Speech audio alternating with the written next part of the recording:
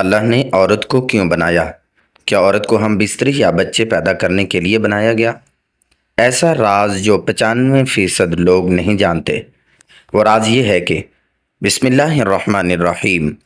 ناظرین، اللہ تعالیٰ نے سب سے پہلے عورت کی شرمگاہ کو کب اور کیوں پیدا کیا، اور کون سے جسم کے حصے اللہ تعالیٰ نے انسان کو بطور امانت عطا فرمائے؟ حضرت حوا علیہ السلام کو ہوا کیوں کہا جاتا ہے، اور اللہ تعالیٰ نے عورت کو کب اور کیوں پیدا فرمایا؟ حضرت حوا علیہ السلام کو تمام انسانوں کی ماں کیوں کہا جاتا ہے؟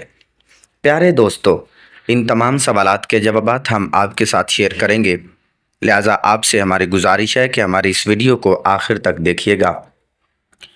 ناظرین، حضرت حوا علیہ السلام دنیا کی وہ پہلی عورت ہیں جن کو اللہ تعالیٰ نے جنت کے اندر تخلیق فرمایا، اور یہ حضرت آدم علیہ السلام کے بعد دوسری بشری مخلوق ہیں۔ چونکہ حضرت حوا اور حضرت آدم علیہ السلام سے آگے بشری مخلوق چلی، اس وجہ سے انہیں تمام انسانوں کی ماں کہا جاتا ہے۔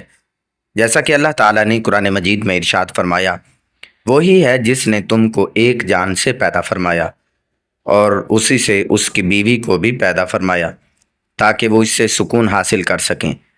اس آیت کے ترجمے سے پتہ چلتا ہے کہ اللہ تعالیٰ نے عورت جیسی حسین مخلوق کو آدم اور ان کے بیٹوں کی تسکین کے لیے پیدا فرمایا ہے تاکہ انسان عورت کے قرب سے سکون حاصل کر سکے۔ ایک روایت میں آتا ہے کہ حضرت آدم علیہ السلام جنت میں کچھ اکیلا پن محسوس کرتے تھے، کیونکہ جنت کے اندر آپ کے جن سے آپ کے علاوہ اور کوئی مخلوق موجود نہ تھی۔ فرشتے موجود تھے جو کہ نوری مخلوق تھے۔ پھر ایک دن حضرت آدم علیہ السلام نے سوئے ہوئے تھے کہ اللہ تعالیٰ نے ان کی بائیں پسلی سے حضرت حوا علیہ السلام کو پیدا فرمایا۔ جب حضرت آدم علیہ السلام بیدار ہوئے اور آپ نے اپنے پاس حسین و جمیل عورت کو پایا تو حضرت حوا علیہ السلام سے پوچھا کہ تم کون ہو اور تجھے اللہ نے کس طرح اور کیوں پیدا فرمایا؟ حضرت حوا علیہ السلام نے جواب دیا کہ مجھے اللہ تعالیٰ نے آپ کی تسکین کے لیے جیسے چاہا پیدا فرمایا۔ پھر آپ کے دل کے اندر ان کے حسن و جمال کو دیکھ کر قریب ہونے اور چھونے کی خواہش پیدا ہوئی، جس پر آپ علیہ السلام ان کی طرف آگے بڑھے، لیکن اللہ تعالیٰ نے آپ علیہ السلام کو منع فرما دیا اور حکم ہوا کہ پہلے اس کو نکاح کا پیغام دو اور نکاح کرو، پھر اس کے بعد قریب ہو کر ان کو چھو سکتے ہو۔ چنانچہ آپ علیہ السلام نے اللہ تعالیٰ کی بارگاہ کے اندر عرض کیا کہ یا اللہ، میں ان کے ساتھ نکاح کیسے کروں؟ اللہ تعالیٰ نے ارشاد فرمایا کہ تم ان سے نکاح کرنے کے لیے میرے پیارے حضور صلی اللہ علیہ وآلہ وسلم پر درود پاک پڑھو۔ چنانچہ حضرت آدم علیہ السلام نے حضور صلی اللہ علیہ وآلہ وسلم پر درود پڑھا۔ ناظرین، یہ دنیا کا پہلا واحد نکاح تھا جس کے اندر اللہ تعالیٰ اور اس کے فرشتوں نے شرکت فرمائی۔ جب نکاح ہو چکا تو حضرت آدم علیہ السلام نے حضرت حوا علیہ السلام سے کہا کہ آپ میری طرف چل کر آتی ہیں یا پھر میں آپ کی طرف چل کر آؤں؟ انہوں نے کہا کہ آپ میری طرف چل کر آئیں۔ یہی وجہ ہے کہ آج بھی آدم علیہ السلام کے بیٹے عورت کی طرف چل کر جاتے ہیں، اور اگر آدم علیہ السلام خود چل کر نہ جاتے تو ہمیشہ کے لیے عورت مرد کے پاس چل کر آتی۔ ناظرین اکرام، اسی سبب سے بعض لوگوں کا یہ کہنا ہے کہ دنیا کے تمام مردوں کے اندر ان کے ابا آدم علیہ السلام کی طرف سے عورت کے قریب ہونے اور اسے چھونے اور ان کے قرب سے لذت پانے کی خواہشات پیدا ہوتی ہیں، اور چونکہ یہ نکاح کے بغیر حرام ہے، اسی وجہ سے انسان کو غیر محرم عورت کو دیکھنا حرام قرار دیا گیا ہے، اور اس کے ساتھ تنہائی کو بھی اللہ تعالیٰ نے حرام قرار دیا ہے، کیونکہ یہ چیزیں انسان کی فطرت کے اندر داخل ہیں۔ روایات کے اندر آتا ہے کہ اگر تمہیں کوئی یہ کہے کہ پہاڑ نے اپنی جگہ چھوڑ دی ہے تو اس کی بات کو مان لو، لیکن اگر تمہیں کوئی یہ کہے کہ کسی انسان نے اپنی فطرت کو چھوڑ دیا ہے تو کبھی یقین نہ کرو، کیونکہ کوئی بھی انسان اپنی فطرت سے کبھی بھی نہیں بدل سکتا۔ امام جلال الدین علیہ الرحمہ نے اپنی کتاب النکاح میں اس بات کو ذکر کیا ہے کہ بے شک شرمگاہ میں اللہ تعالیٰ کی امانت ہے، اور آپ نے فرمایا کہ سب سے پہلے اللہ تعالیٰ نے عورت کی شرمگاہ کو پیدا فرمایا، اور اسی طرح مرد بھی، لیکن عورت کو خاص اس وجہ سے پیدا کیا اور عورت اچھی اور نیک اور پارسا ہوگی تو اس کا گھر بھی اچھا اور زیادہ قائم رہے گا۔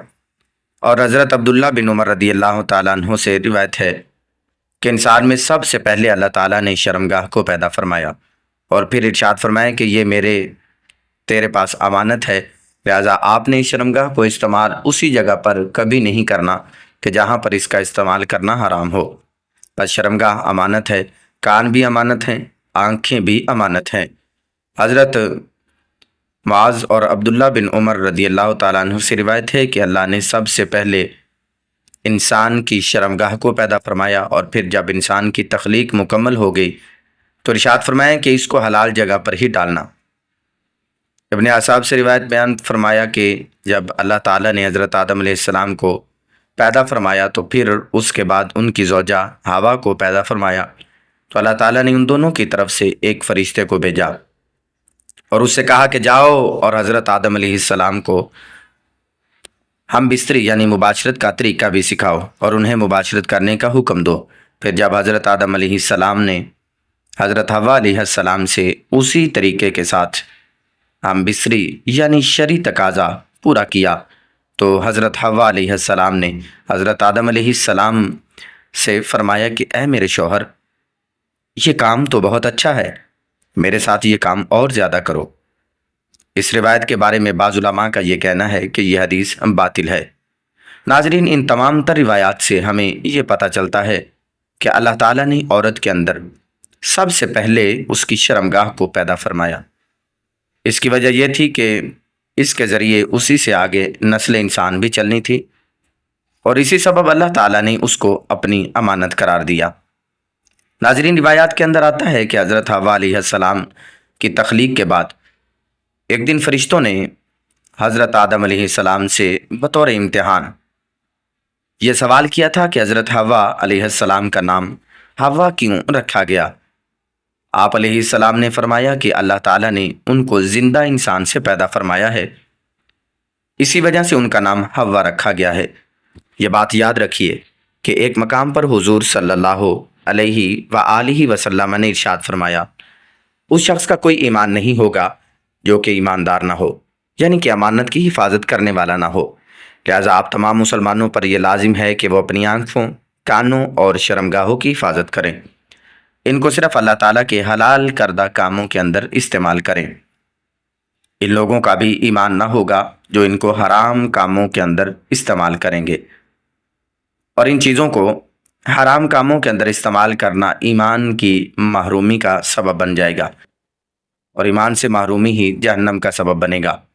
محترم ناظرین، حضور صلی اللہ علیہ وآلہ وسلم نے ارشاد فرمایا کہ اس شخص کو قیامت کے دن عرش کا سایہ نصیب نہ ہوگا جس دن اللہ کے عرش کے علاوہ اور کوئی سایہ نہ ہوگا، کہ جس کو کسی حسین و جمیل عورت نے زنا کی دعوت دی تو اس نے مان لی۔ اللہ تعالیٰ سے دعا ہے کہ اللہ تعالیٰ ہم سب مسلمانوں کو زنا جیسی لعنت سے دور رہنے کی توفیق عطا فرمائے، آمین۔ ناظرین، کمنٹ باکس میں اللہ تعالیٰ کے 99 ناموں میں سے کوئی ایک نام ضرور ٹائپ کیجئے گا۔ شکریہ۔ اگر ویڈیو اچھی لگی ہو تو ویڈیو کو لائک ضرور کریں اور چینل کو سبسکرائب کرنا مت بھولیے گا۔ اگلی ویڈیو میں انشاءاللہ ملتے ہیں۔ اللہ حافظ۔